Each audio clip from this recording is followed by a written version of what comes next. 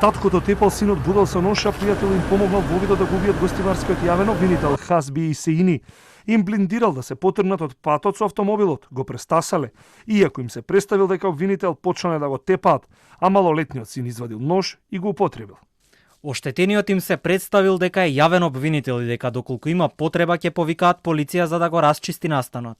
Сите тројца осомничени започнале да го удираат, а малолетникот од џебот извадил нож со кој му задал убодна рана во задната десна страна од градниот кош.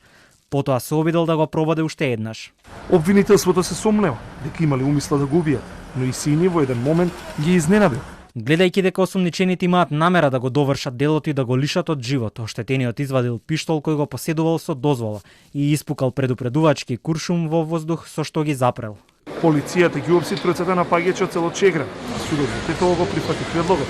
Полнолетните да заменат во 30-дневен притвор, додека обвинителството истражува дали мотивите се попречување на патот со возило или за нападот се кријат други причини.